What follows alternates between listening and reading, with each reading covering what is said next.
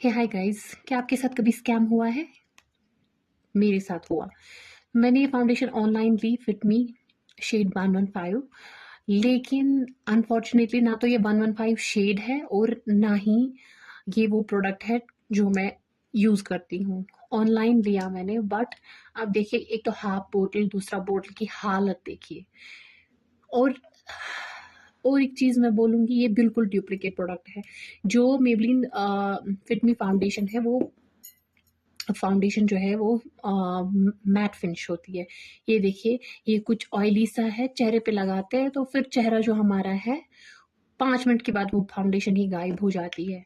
उस तरह की फाउंडेशन है। सो मेरे साथ स्कैम हुआ, मैंने ऑनलाइन ये ले ली, तो मुझे पता भी नहीं चला। मुझे लगा शायद सारे लोग अच्छे होते हैं, अच्छी-अच्छी चीज़ें बेचते हैं, but yes, it's a scam.